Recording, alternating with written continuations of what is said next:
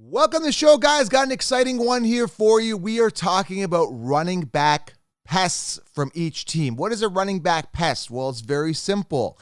It's a running back that's not very good, that's going to be eating away at the volume, the targets, the attempts, the goal line work from your main starting running back. So I call them running back pests, okay? These are guys that are backups that shouldn't be on the field, yet they are, and they're taking away precious attempts from your favorite running back. I'm going to give you guys some strategies on how to avoid these pests and how to basically focus on the workhorse running backs early, but also, guys, I want to highlight them so that you're aware of them, so that you know, hey, instead of drafting that running back, there could be a pest there that's going to take away that volume, because running back committees are more and more out there now, right? You see them more, and those workhorse running backs, you start seeing them go down a little bit. So I'm going to be highlighting these pests and making sure you guys avoid them and ripping into them a little bit because they are really annoying. So we're going to talk about every single team and their pest, and if they do or do not have a pest, we're going to go A to Z, right? Every team. Before we get into this, guys, I'm telling you, I put my heart and soul into it. Make sure you guys get the 16-round draft solution. It is the game changer. If you use promo code TUBE20, save yourself 20%. Amazing product, guys. It really genuinely helps you guys win your league. Optimal rosters, sleepers, breakouts. Your league mates won't know what hit them. Tyler Algier is a perfect example. May he break out, may he not. Who knows? But at least you'll know who he is and whether you should stash him or not. Christian Watson, right? Plug and play for Davante Adams. I let you know, and I let you know where to draft him. Everything is there, guys, in the 16-round draft solution. Get it. I've linked it below. Everything. It's a video training, notes. You're going to be light years out of the competition. Use promo code TUBE20, save yourself 20%, or go to thefantasyfootballcounselor.com if you're in the car, okay? Or Google 16-round draft, so you'll be very, very happy. If you are new to the channel, make sure you guys click subscribe. All right, let's dive into every single team here that has a pest, and we'll talk about them, all right? So I'm looking at it right now, and the first team that really jumps out at me with the team that really has a pest is, again, this one's a little bit, I'm torn on this one, but Kareem Hunt. For all you Nick Chubb owners that think that Nick Chubb's the top 10 running back, which they have for years, the mainstream keep putting Nick Chubb on the top, but Kareem Hunt is there. Or you can actually say Nick Chubb is the hunt. Nick Chubb is the hunt. Nick Chubb is the pest to Kareem Hunt. You could think of it that way because they're both equally as good. In fact, Kareem Hunt is the better running back when it comes to PPR. So I'm looking at the situation, and, Nick Chubb owners are going to say, well, Kareem Hunt's a pest. And that's very, very viable and very possible. Now, they've also got Dearness Johnson, right, who's come in when one of them gets hurt. So at the end of the day, guys, I'm staying away from this committee. And I just did a video on committees I'm staying away from. Go back and check that video. But I'm highlighting pests. And again, if you're a Nick Chubb owner and you draft him early and you're stupid, go ahead and draft Nick Chubb. But Kareem Hunt is a pest, okay? If you're a Kareem Hunt owner and you like to get him late, then Nick Chubb is the pest. But this isn't the exact pest scenario I'm talking about. The ideal pest scenario is the one I'm going to explain right now. This is the perfect pest scenario, is the Denver Broncos. Melvin Gordon to Javonte Williams. Now, last year, let's talk about this, guys. Both of them had 203 attempts.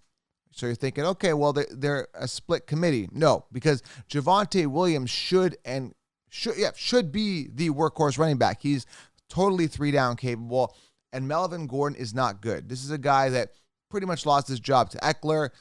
Kind of lost his job. Anyway, they got rid of him there with the Chargers. I think he's only had one season rushing over 1,000 yards. He is so boring. It's like there's no upside with him. He's not an explosive player. He's not exciting. Whereas Javonte, he's young. He's hungry, right? There's some upside with him. Just give him the volume. He will run wild with it, right? Averaging over 4.2 yards per carry last year. He only had 4 touchdowns because Melvin Gordon hoarded 8. Melvin Gordon was supposed to go away. But they re-signed him for, I think it's 1 year, $5 million or so. I don't know the exact number, but he's re-signed. Now, there's a chance that Javonte Williams still could get that volume. They still could groom, and Melvin's just there for depth, and that's fine. I get the depth thing. But because he's good enough to get that volume, like good enough to do something with that pesting volume, they may integrate him more. Like, he sucks, but he doesn't suck enough to be benched the entire game, right? So hopefully he is. Hopefully they just say Javonte Williams is our best player. We're going to run with that. But if not, Melvin Gordon could and looks like a pest at the time going into the season, big-time pest. Another pest here is Tony Pollard. And if you take a look statistically the past 3 years, there's been a significant regression in the attempts of Zeke Elliott.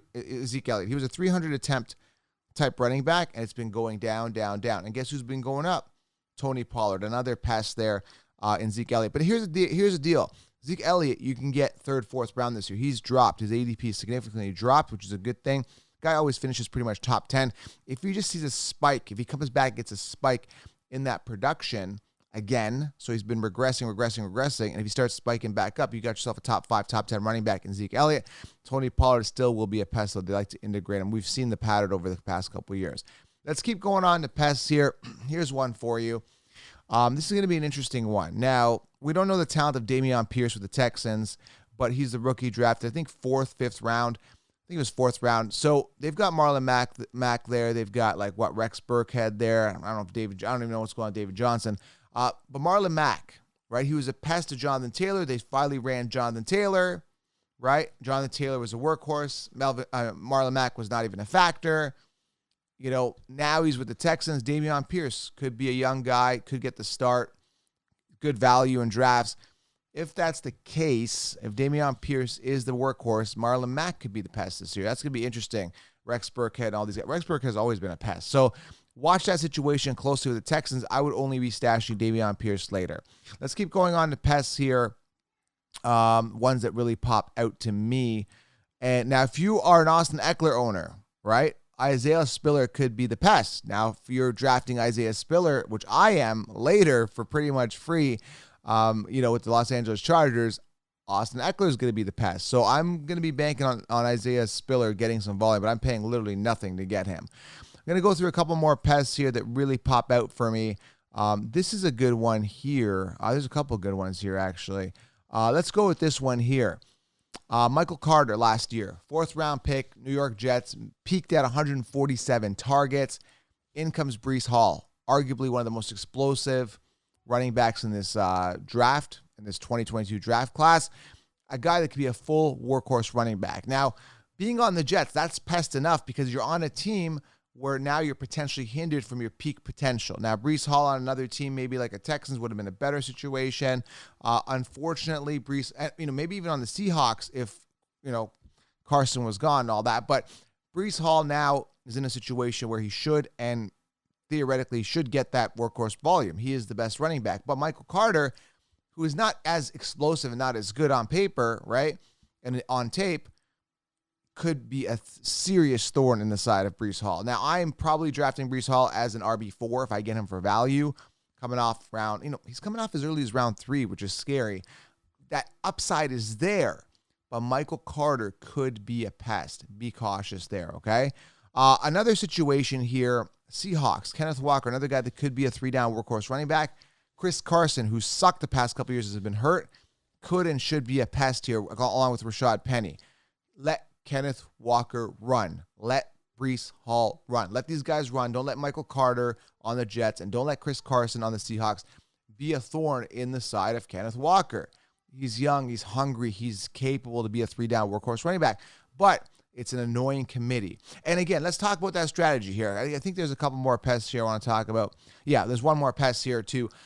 What I want to say is you have to go robust RB. Why do you go robust RB, guys? It's very, very simple. You go robust RB because there's only a handful of running backs with no committees, right?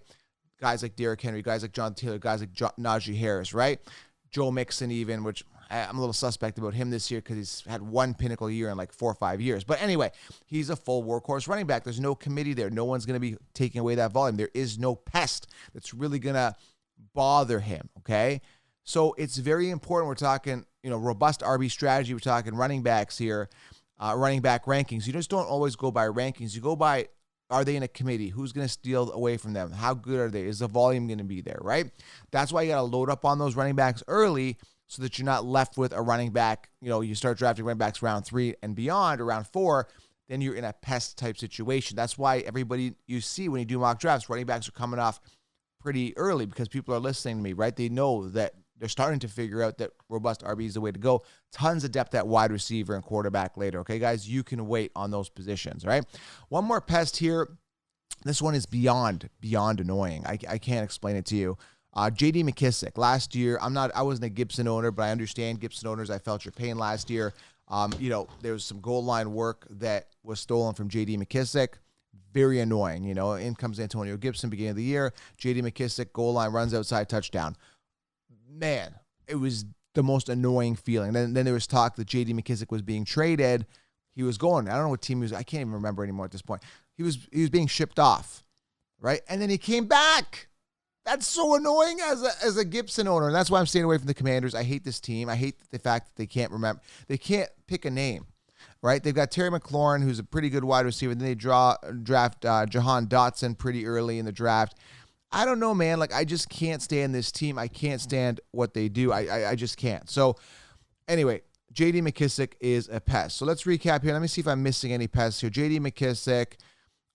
Derrick Henry should get the workload. I don't think there'll be an issue there. I'm working back up here. If there's anyone else that pops out to me, I think Chris Carson, like I said, will be a pass. I'm staying away from the Eagles running back committee. Is there any other pests? Damian Harris. He could be a workhorse running back, but he's got 10 other pests under him from the New England Patriots. Oh, stay away from, and I've talked about this, stay away from the Dolphins committee. It's a disaster. Chase Edmonds, Raheem Mostert, Sony Michel. Just don't even get me involved. Kenyon Drake.